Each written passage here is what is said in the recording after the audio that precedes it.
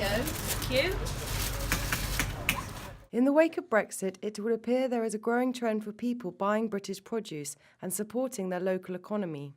We decided to go out and speak to some local producers here in Cornwall to find out the reasons why.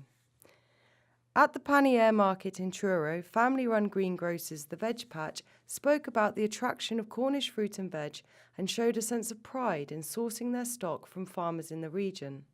They want to see where it's grown and how it gets there and how much trouble people take over to produce their produce. It's just one of those things. I mean, they don't want the foreign imports anymore. They want to buy locally and to support locally. And yes, you get your supermarkets coming in and try to do better deals for you. And with a certain sort of person who will source locally on a Saturday with the family, they bring it as a family day out, come into Truro or come wherever they live, and they will support the local person. Ruth Huxley opened the Great Cornish Food Store having spotted a growing demand for locally sourced produce which can be traced from field to fork. The Great Cornish Food Store opened in June 2016, so it's just 16 months old. I'm not a retailer by profession, I'm a market analyst and an industry specialist in food and drink and in Cornwall's food and drink. And I guess that's how I came to be doing this. There are very few places where you could do this successfully. This amount of produce, filling this amount of space, 5,000 square feet, entirely with Cornish and a little bit of Devon produce. We have about 4% from Devon. 96% of what you see here in the way of food and drink is from Cornwall.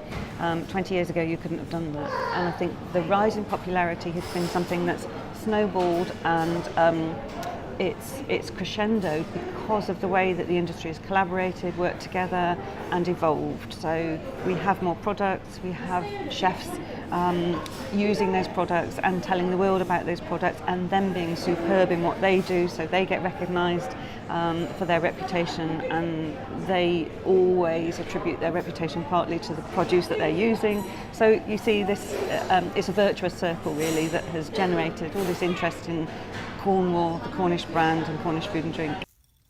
Tregothnan tea is the only British-produced tea, and the bush tea leaves are situated at the top of the Tregothnan estate, overlooking the valley, before they're measured and made into tea bags. The tea has been selected to feature in the newly opened mini British food court in the prestigious London department store Liberties to celebrate the best of the country's produce. They really have heralded the producers that they've used to create the different brands in the mini British food hall. So it's very much a sort of celebration of artisan British producers. There's definitely a trend for provenance. That's very true. It's been building for about the last 2 or 3 years. I think people are so interested in where their food comes from. We're now finding lots of people contacting us saying, I only want to eat British produce, can you help me? What do you suggest? People are much less concerned with how much they're spending on products and more about finding a product that they can trace all the way back to the grower.